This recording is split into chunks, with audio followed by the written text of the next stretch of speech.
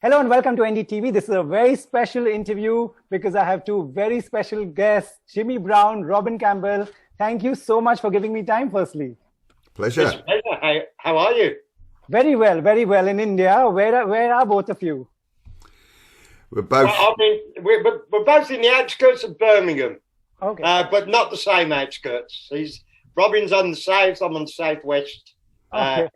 About 20 miles between us. Right. Thanks to this video calling, at least we are able to do this. I'm so glad. No problem. Yeah, Are you guys getting used to these Zoom interviews? Yeah. Lockdown has necessitated the use of Zoom, and Zoom has become the normal way now. Do you guys do that with each other as well for work? Yeah. absolutely, yeah. Regularly. Yeah, that's the beauty of Zoom, isn't it? That you can run your business from your own house, from your living room. Right. So we just have meetings after meetings after. In fact, I think I've spent more time on Zoom than I have with the family. Right. Right. Jimmy, just before we started, you were telling me that, this whole lockdown period, it's been different for different people. You have got a lot of time to spend with your family. How has it been? Oh, it's just been fantastic. It's been like, I mean, I do miss being on stage, playing, being with the band, the banter, the fun. I miss that. But it's been just so nice to be locked down with my family, and spending a lot of time with them and doing some gardening and living like a retired. I mean, I am 63, so I'm living like I had a retirement for a year, but I'm itching to get back on the road now. Amazing. Robin, what about you? How's it been last two years? When you understand that we spend our lives on the road, normal for us is being away from home and being on the road. And the year before lockdown, 2019, we did 108 shows around the world. So, we're a working band. We love touring, we love being on the road, and we love playing gigs. So to suddenly have that taken away, it kind of, you feel like a spare penny. It's what do I do now? But gradually you learn to enjoy life again at home, and get the jobs done that you've been meaning to do for a long time, So for us, it's actually been quite nice to spend the time at home. But as Jimmy said, we're all getting stir crazy now.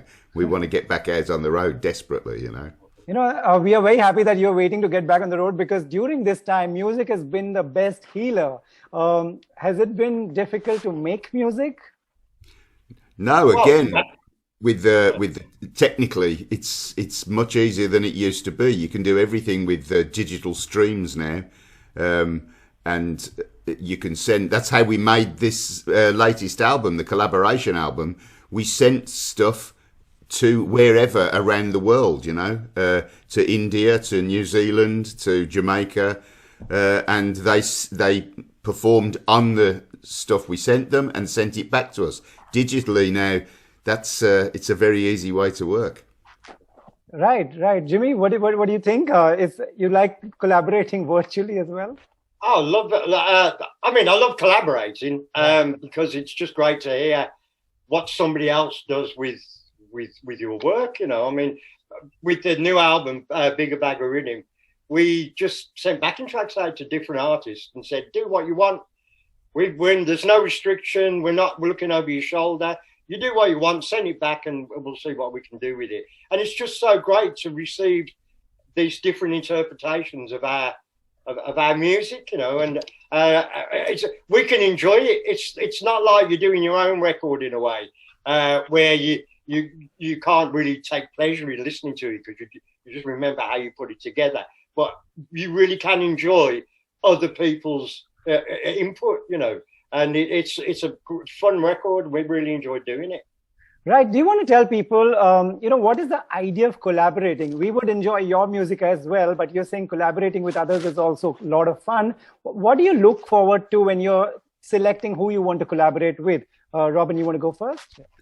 Well, we did a collaboration album in the 80s called Baggariddim, which was really just local artists in Birmingham, where we come from, and we used local reggae rappers from that area, and that was highly enjoyable. But this time we wanted to, because we were so happy with the album For the Many, our last album, we wanted to use that backing track, and we just thought it'd be a great idea, especially with lockdown, to collaborate with all the artists we've worked with over the years, met on tour, people who've opened for us, like House of Shem in New Zealand, like the Reggae Rajas in India. You know, we just got back in touch with them and said, would you fancy doing this? You know, would you like to do this during lockdown? And we didn't have a no from anybody. There were, you know, everybody was up for it. And it's really nice to, as Jimmy says, to get a different input on what you do, you know, and a different viewpoint on what you do. And it's such an eclectic collection of artists, you know, from young up and coming Jamaican artists to the more established reggae artists like Inner Circle and Tipperary in the UK. And of course, international acts like Reggae Rajas in India and the House of Shem in New Zealand. It's just been great fun. And the fact that they've all just jumped at the idea was brilliant. Right. Jimmy, you know, how does this collaboration work? How many, you know, do you want to tell our viewers who all are a part of it this time? Yeah, well, I mean, it really, for us, the collaboration, once we've done the backing tracks, which is actually for a different album, okay, our kind of work is done. Really, we just wanted to give the freedom to the other artists and just do whatever they felt like doing. And I think it's successful if it sounds like one thing. You've got these two completely different elements, the music that we create, and then the song and the singing from whoever the guests are we're collaborating. And if it sounds seamless, as if it's one band, that then we've succeeded, you know. And I think especially with this album now, we did the original Baggariddim back in the 1980s, and that was really mainly local rappers and singers and from Birmingham where we live, you know. But subsequently, we've had a lot of international success, and we've had 30, 35, 40 years of that international success. So it makes sense for us to open that out now and reflect the international nature of the band. You know, we're one of the few bands that really have had success in every country and every part of the world. We can go as far as you can go without coming back on yourself to somewhere like Samoa or Tonga, or, you know, the South Pacific, and we can get 20, 30,000 people turn up and sing our songs back to us because we're so well known in those areas. And this album reflects that international success we've had over the years. And also the international success of reggae, you know, the fact that reggae is a world music, you know, and it's been adopted by every island nation that you go to, wherever you go in the world. They've adopted reggae as theirs, you know. Right. You know, so a lot of fans who are from the 80s and 90s, they are very excited about this interview as well back in India. What do you want to tell them? What is this? Say, you know, if I talk about Message of Love song, what should they expect this time? Ooh. Yeah, you stumped us there. We've both gone really quiet. I don't know, you know, and I think the thing about reggae is it's timeless. You know, you could have a track that sounds from the 70s, and you could have somebody could make a track that sounds exactly the same today, because there's a very specific sound that comes with the genre, you know. And I think that timelessness is one of the strengths of the music. And you have to remember that we haven't written these songs. These are songs written by the other artists, by the guest artists, you know. So the lyrical content is not ours. No. But but Message of Love is you know, is pretty much a standard reggae vibe, you know, lyrically. It's all about peace and love. Right. But Robin, you said, you know, sorry, Jimmy, you were saying something. I was just going to say that there's a poignancy to it as well, because the singer, Carl Perkins, it was one of his last recordings, because unfortunately he died not long after putting that together, you know. And there's a real poignancy, and we knew him, you know, we'd met him and planned the whole thing a few years before when we were touring New Zealand, and we also know that it's absolutely 100% heartfelt. He means every single word that he's saying, you know. He knew he had, you know, he knew he had cancer, and I think that he wanted to say something quite special, and it's a beautiful track as well. You know, we can say that because even though it's our music, it's somebody else's art we were appreciating, you know, and I think it's a really uplifting, beautiful track and makes sense in the context of where he was in his life. You know. Absolutely. You're saying he wanted to say something special, and he totally did. Robin, you know, you said somewhere India feels very much like home since we live in the middle of an Asian community. Do you listen to Indian music, any Bollywood songs? Well, we've just grown up hearing Bollywood music. There are two types of music in the area where I grew up as a child. Okay. There are two types of music, apart from obviously English pop music that you hear everywhere. Right. We were hearing, in the streets where we lived, we were hearing Jamaican pop music and Indian Bollywood music. You know, that's what you hear everywhere, because that's the communities that we lived amongst. Right. Jimmy, did you enjoy Bollywood music as well? Well, absolutely, yeah. I mean, I love Bollywood, and I particularly like the old Bollywood films because they were shot on old Technicolor stock, and they've got that sheen of Hollywood that even Hollywood didn't have by the time they got to the 1950s, you know. And I loved that. That was the same with like the Hong Kong movies as well. Yeah. There's another thing about when Indians took over the cinemas, because cinemas were, you know, that it was the film were deteriorating to some point. Cinemas were closing, but you know, you get Indian people coming in, taking over the cinemas, and of course on Saturday night we could go and see a kung fu movie in the same theatre that they had Bollywood films in, you know. So, but I think that, you know, I remember in the early 1960s the first Indian family to come to live on my street. You know, it was next door to me, and you know, it must have been the early 1963, 64. And those areas, those inner city areas, they were in decline.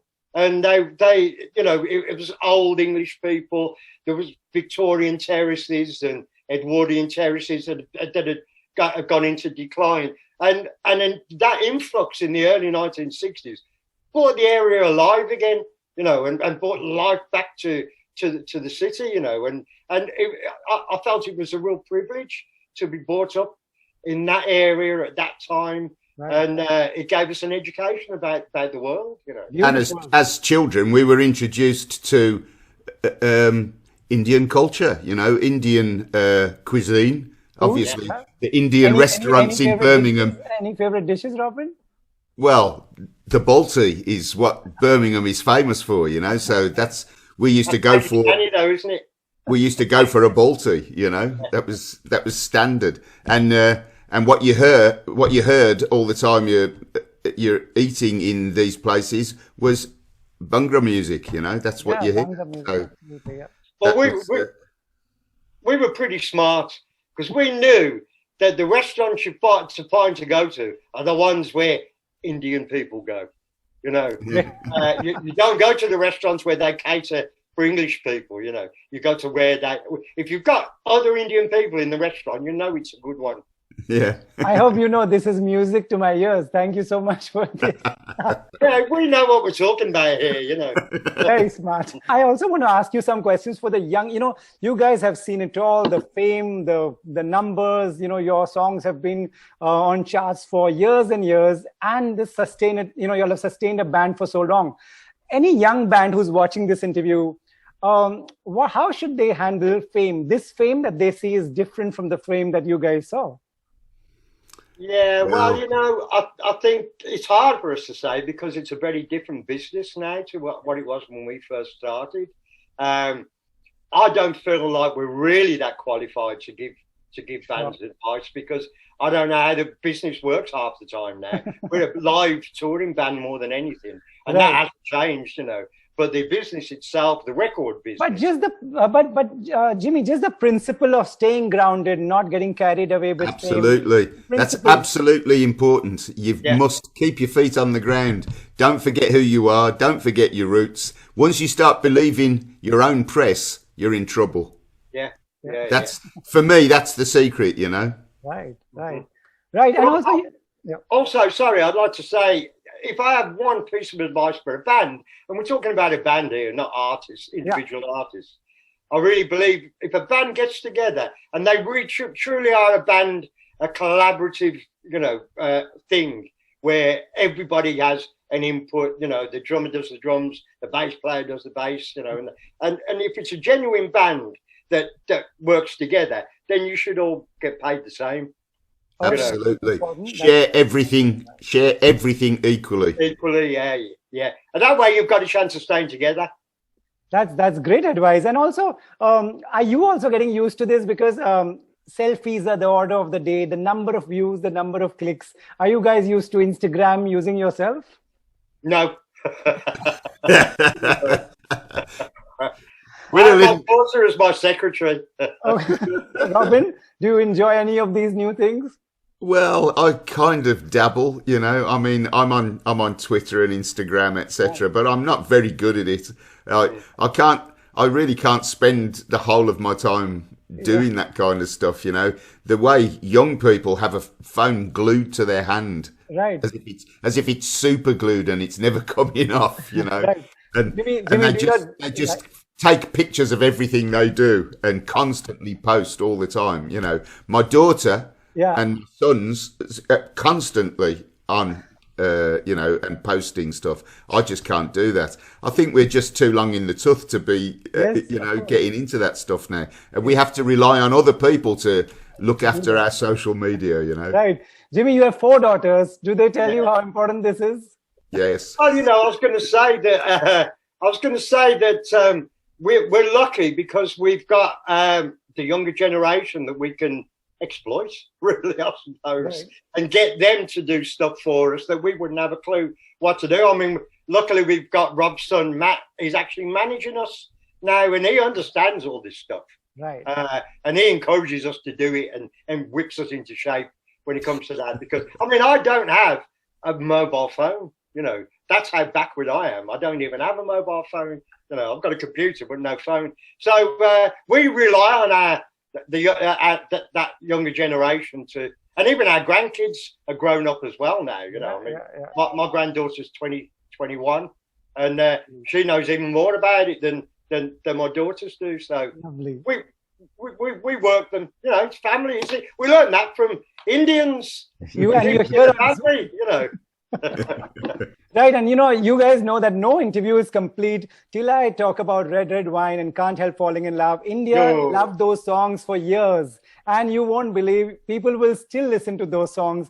My question is, what is it about these songs that now in 2021, if I put it, I will really, really enjoy it as much as I enjoyed it back in the days? Robin, It's impossible to say. If you knew what it was, then you'd have that success every time you make a record, Right. You could bottle it and sell it, but you can't quantify it. You can only observe it after the fact, You can only say, that was a good one because it's still there and it's still being played. It's not just India, everywhere we go in the world, we have to play Red Red Wine and we have to play Can't Help Falling in Love. And there's a few others, Kingston Town, various songs we have to do.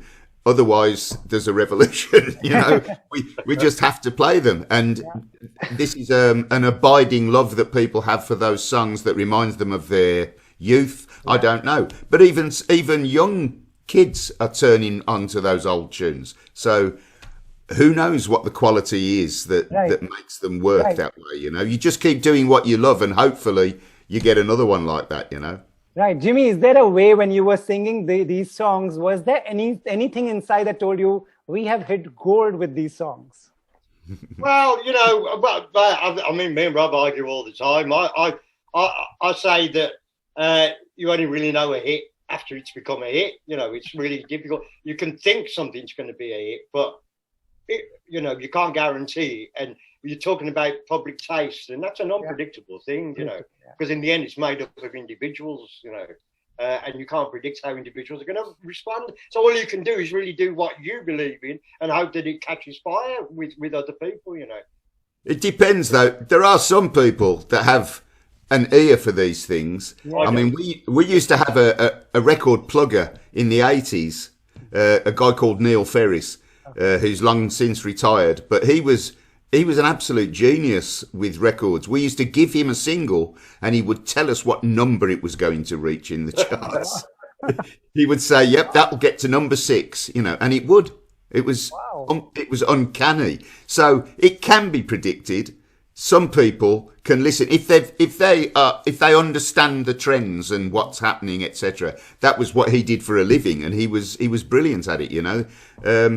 So it can be done, and I still maintain that sometimes, like Red Wine or Can't Help Falling, I knew that they were smashes. The second, maybe not immediately, but it dawns on you because of the reactions of other people. Your friends and family, etc., when they start going, oh, I love that one, I love that one, you know, you start thinking, aye, we've got a hit here, you know. Right. And I remember having running arguments with my brother about what was going to be a hit and what wasn't, and I was absolutely convinced that Red Wine was going to be number 1, and I was convinced that Can't Help Falling in Love was going to be a number 1, and I was right both times. But I've also thought we've got a hit with something else that didn't break the top 40, you know. And I think also with, you know, with the friends thing, because we still live in Birmingham, and we're still, a lot of us have still got friends we had from before the you know, the band were famous, you know. And it's always important to ask those people, because they're record buyers, and particularly with Can't Help Falling in Love for me, I knew every time I played it to people, they've just gone, oh, that's a guarantee. Oh, wow, brilliant, you know, and you can tell from their reaction whether it's going to be successful or not, you know. So it's always good to keep your friends as well. Yes, absolutely. Great, gentlemen. This has been a pleasure, a lifelong dream to speak to both of you. And, you know, if there was no lockdown and COVID, we would have been in the same room, but maybe some other time. Hopefully. Why not? Hopefully Why not? We definitely want to come back to India as soon as possible. Lockdown permitting, of course. Yes. Yeah. Great. Yeah. Thank you. And you guys stay safe. Keep making the amazing music that you all have always made. Thank you for making the music. Thank you very much. Thank you for having us.